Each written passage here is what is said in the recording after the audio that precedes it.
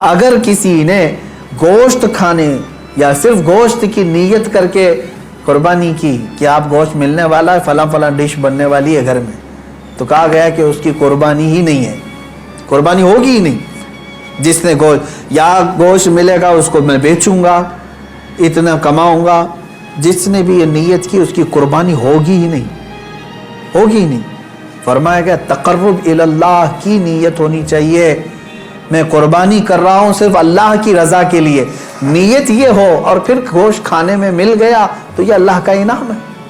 گوشت تو کھانا ہی ہے، ملتا ہی ہے آپ کو، لیکن نیت پہلے گوشت کھانے کی نہیں ہے، اللہ کو راضی کرنے کی۔ رب تبارک و تعالی راضی۔ حج مبارک بہت ساری یادوں کا ایک مجموعہ ہے، اور امت کو یہ یادیں ٹرانسفر کرتے رہنا چاہیے، منتقل کرتے رہنا چاہیے۔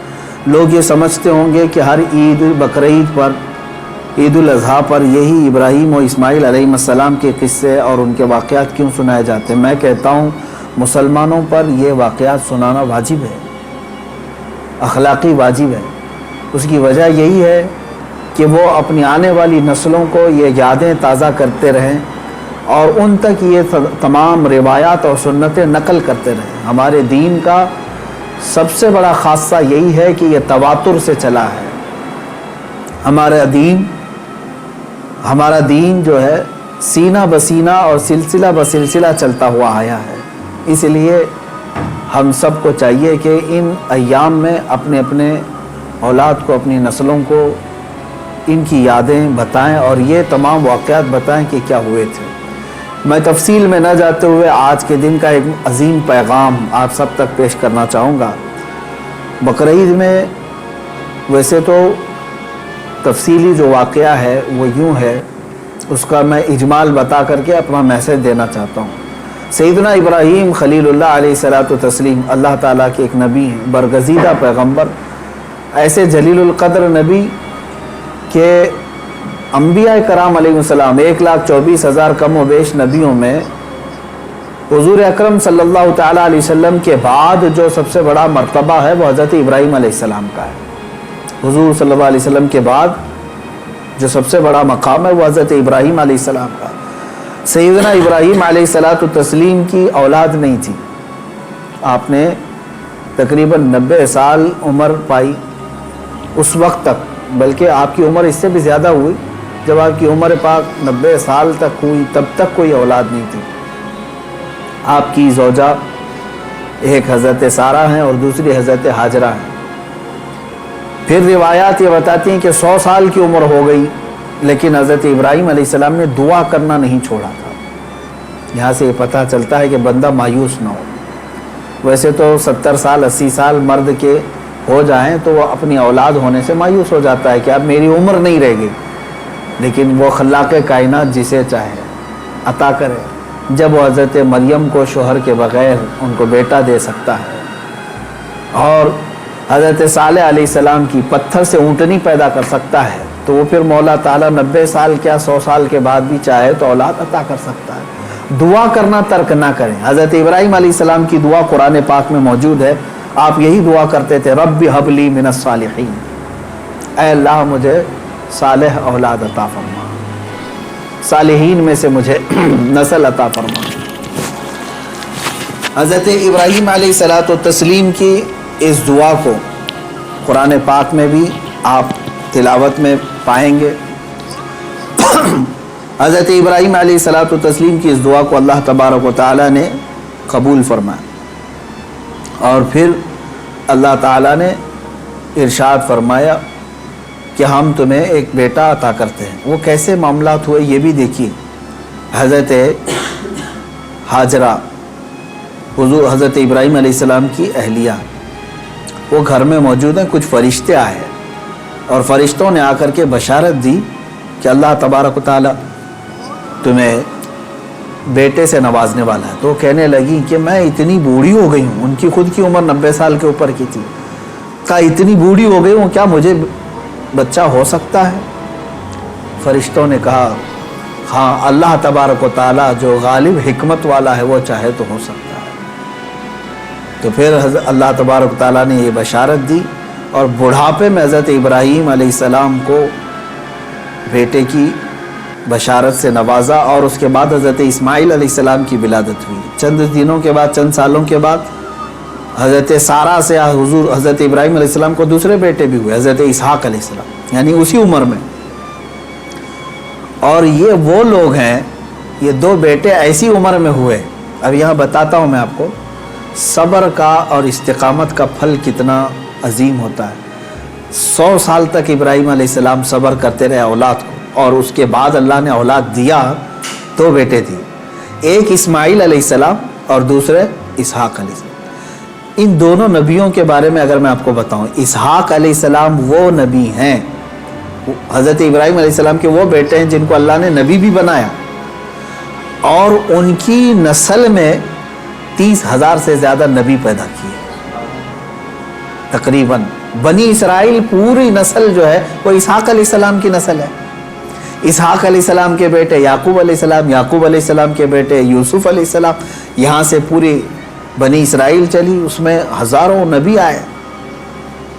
इब्राहिम अलैहिस्सलाम को एक बेटे इसहाक अलैहिस्सलाम की नस्ल में सारे नबी अता किए, और दूसरा बेटा जो इस्माइल अलैहिस्सलाम अता किए, इनकी नस्ल में तो सैयदुल अंबिया हुजूर सल्लल्लाहु अलैहि वसल्लम आता है, मोहम्मद रसूलुल्लाह सल्लल्लाहु अलैहि वसल्लम अलैहि अफ़ज़लुत तहिय्यति व अकमलुत तस्लीमात। तो ये हज़रत इब्राहिम अलैहिस्सलाम की दुआ का नतीजा था, और सब्र और इस्तिकामत का। आज जो मुझे पैगाम देना था वो यही है। मैंने आयत करीमा भी खुतबे में यही पढ़ी। बेशक वो लोग जिन्होंने ये कहा अल्लाह हमारा रब है, इन्नल्लज़ीना क़ालू रब्बुनल्लाह, बेशक वो लोग जिन्होंने कहा अल्लाह हमारा रब है, सुम्मा इस्तक़ामू, फिर उस पर जम गए, ये है इस्तिकामत। इस्तिकामत कहते हैं डटे रहना, जमे रहना। अब इसके मुतालिक जो कुरान कहता है ततनज़्ज़लु अलैहिमुल मलाइका, उन पर अल्लाह ताला फरिश्ते उतारता है। क्या कहते हुए आते हैं फरिश्ते? अल्लाह तख़ाफ़ू वला तहज़नू, घबराओ मत, डरो मत, हम तुम्हें वो बशारत देने आए हैं जिस जन्नत का अल्लाह ने तुमसे वादा किया है। थोड़े दिन और बाकी रहो, थोड़े दिन और जमे रहो, और डटे रहो। ये इस्तिकामत करता है बंदा, इस्तिकामत पर फाइज होता है तो फरिश्ते उसकी मदद के लिए उतरते हैं। हाँ, इतना है कि हिला दिए जाएंगे, तुम्हारे ख्वाहिशात के ख़िलाफ़ मामलात आएंगे, तुम्हारे नफ्स के ख़िलाफ़ मामलात आएंगे। उसी पर जमे रहने का नाम इस्तिकामत है। और इस्तिकामत का माना इतना अजीम है कि सूफिया इकराम ने क्या फरमाया मालूम है? अल इस्तिकामत फ़ौक़ल करामत, अरबी में फरमाया इस्तिकामत जो है ये करामत से भी बढ़ कर के है। लोग कहते हैं ना करामत, करामत का मतलब अक्सर लोगों ने ही समझा कि वो अनहोनी चीज़ दिखाना, यानी जो ऐसी चीज़ जो जिसको देखे ही नहीं पाए, हवा में कोई उड़ के दिखा रहा है, पानी पे कोई चल के दिखा रहा है, तो इसको बहुत सारे लोग क्या समझते हैं, यही करामत है। मुहय्यरुल उकूल चीज़ें, यानी जो अकल को आजिज़ कर दें। और फरमाया गया उन करामतों से सबसे बढ़ कर के इस्तिकामत है, यानी शरीयत पर जमे रहना, डटे रहना। मैं इस पर आता हूँ, हज़रत इब्राहिम अलैहिस्सलाम के इस वाक़े को मैं मुख्तसर करता हूँ। बेटा हुआ, 100 साल तक सब्र करने के बाद फिर अल्लाह तबारक ताला ने इम्तिहानात ऐसे लिए कि इब्राहिम अलैहिस्सलाम को तर्के वतन करना पड़ा है। यानी आपका एक शहर जो है बाबिल था, इराक। वाक़या तफसील से आपको फिर कभी, वहाँ आपको हिजरत करना पड़ा, वहाँ से वतन छोड़ दिया आपने, आपको जान की बाजी भी लगानी पड़ी, आग में आपको डाला गया है, जान के साथ भी आपका इम्तिहान हुआ, उसमें भी आप इस्तिकामत पर थे। जब आपको नमरूद आग में फेंक रहा था, जिब्राइल अलैहिस्सलाम आए उस वक्त और पूछने लगे अलका हाजतुन या खलील अल्लाह, ऐ अल्लाह के खलील कोई हाजत हो तो बताएं। तो हज़रत इब्राहिम अलैहिस्सलाम आग में फेंके जा रहे हैं, उस वक्त भी क्या कहते हैं? हाँ है हाजत, लेकिन अल्लाह से, मेरा मौला मेरे साथ है। ये इस्तिकामत और तवक्कुल का आला दर्जा। तीसरा जो हुआ आपके साथ वो औलाद। और आपको ये भी मैं बता दूं कि अब औलाद दिया अल्लाह ताला ने, फिर हुक्म ये फरमाया, ख्वाब में हज़रत इब्राहिम अलैहिस्सलाम को ये कहा गया कि आप अपने बेटे के कुर्बानी दें अल्लाह की बात में। लेकिन इब्राहिम अलैहिस्सलाम ने ख्वाब में देखा तो उसके बदले में आपने जानते हैं तकरीबन आपने 100 ऊँटों को ज़बह कर दिया, ऊँट ज़बह किए। शायद उस ख्वाब की ताबीर ये हो। दूसरे दिन फिर ख्वाब वही आया, پھر آپ نے ذبح کیے، تیسرے دن پھر خواب آیا، تب آپ نے یقین کے ساتھ یہ فرمایا کہ مجھے میرے بیٹے اسماعیل کی ہی قربانی کا حکم دیا جا رہا ہے۔ پھر حضرت ابراہیم علیہ السلام، یعنی اونٹوں کے ذبح کرنے میں مال بھی تو کتنا قربان ہوا۔ تو اب میں جو بتانا چاہ رہا ہوں اب وہ آخری بات سنیں۔ اسماعیل علیہ السلام کو بلایا اپنے قریب، جب ابھی حضرت اسماعیل علیہ السلام کی عمر پاک شباب کو نہیں پہنچی تھی، جوانی کے قریب آ رہی تھی، بلا کر کے کہنے لگے کہ انی ارا فی المنام انی اذبحک، اے اسماعیل میں نے خواب میں دیکھا ہے اور اللہ کا حکم یہ پایا ہے کہ میں تمہیں ذبح کر رہا ہوں، تم کیا کہتے ہو؟ حضرت اسماعیل علیہ السلام نے کیا کہا؟ یا ابت افعل ما تؤمر ستجدنی انشاءاللہ من الصابرین، اے میرے والد گرامی آپ کو جس بات کا حکم دیا گیا ہے وہ کر جائیے، آپ انشاءاللہ آپ مجھے صبر کرنے والا پائیں گے۔